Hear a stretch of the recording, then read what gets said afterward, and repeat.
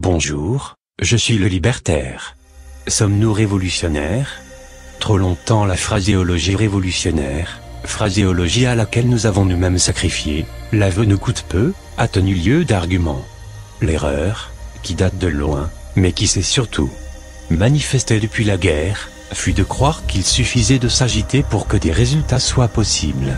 Mais s'agiter n'est point marcher, plutôt que d'aller de l'avant nous avons régressé, les faits sont là.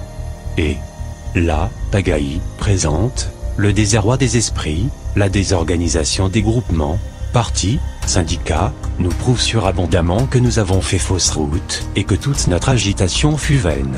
Il est donc temps, il est grand temps de réformer notre jugement, de rééquilibrer notre entendement et de placer notre mouvement, notre propagande, notre action dans un autre axe, avec de nouvelles directives, pour d'autres résultats. Il ne suffit pas, en effet, de prêcher la révolution, ou de la prédire pour un jour plus ou moins proche, les événements et les hommes surtout, ne s'y prêtent en guère et les maîtres ayant encore de bons moments à vivre. D'aucuns nous taxeront de pessimisme ou de révisionnisme, si ce n'est de gâtisme, trop certains d'eux-mêmes pour tenir compte des faits, et dédaigneux de ce qui pourrait les éclairer pour les ramener à une plus saine compréhension des choses, continueront à persévérer dans une attitude qui, pour être quelquefois périlleuse, n'en est pas moins stérile en résultats tangibles et positifs. Quant à nous, ayant constaté la vanité de nos prétentions, la stérilité de nos efforts et le danger, pour nos idées, du persévérer dans une telle voie, nous aimons mieux faire part de notre trouble de conscience et de notre croyance en la nécessité de reprendre notre besogne à pied d'œuvre, plutôt que de continuer à paraître accepter une tactique, une agitation qui en sont encore à démontrer leur efficacité. Et c'est pourquoi nous croyons bien faire en ouvrant un débat sur cette question. Sommes-nous révolutionnaires? Pour bien démontrer comment il est possible de l'être et comment, sans fausse démagogie, nous pouvons l'être. Les faits sont là, disions-nous plus haut. Ils sont là, en effet, on ne peut plus décourageant, on ne peut plus démoralisant, et ceux qui font espoir, et sur les militants et sur les masses profondes du prolétariat, ont dû bien en rabattre. Le généreux optimisme d'un Kropotkin, sa confiance sans borne en l'instinct social des peuples et en la sociabilité des individus ont fait long feu. La guerre a passé par là, l'après-guerre a accentué la débâcle et tous nos espoirs sont détruits. Tous les indices qui nous permettaient d'espérer, tous les mouvements qui soulevèrent notre enthousiasme, tous ont fait mentir nos prévisions. La révolution russe assure le triomphe du bolchevisme. La révolution allemande fonde l'hégémonie des trusts. À la prise de possession des usines, en Italie, succède Mussolini. L'Espagne a pris mot de Rivera. Comment pourrait-on, dans ces conditions, parler de libération humaine et de transformation sociale?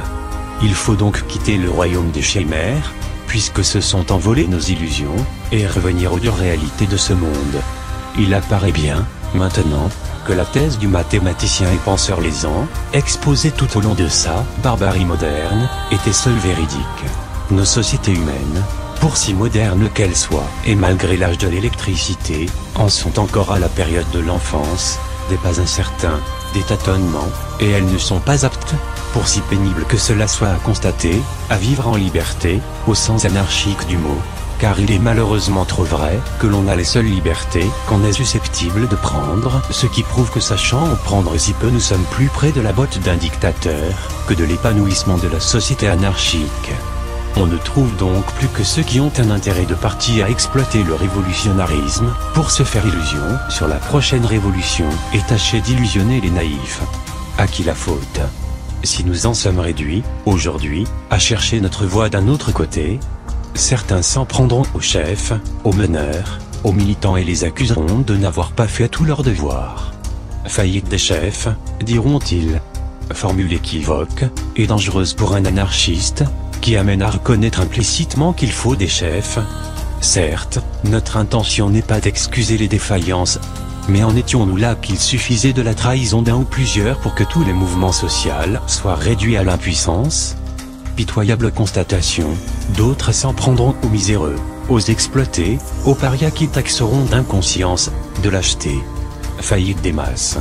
Formule non moins équivoque, non moins dangereuse que la précédente, car elle implique qu'on croyait les masses susceptibles de volonté, possédées d'idéalisme, susceptibles de transformer le monde, alors qu'elles sont trop souvent amorphes, soumises et encore inéduquées. Eh bien non. Nous disons, nous, ni faillite des chefs, ni faillite des masses, mais faillite de nos propres conceptions, conceptions basées sur nos propres illusions, ayons donc le courage de le reconnaître. Il faut en prendre son parti.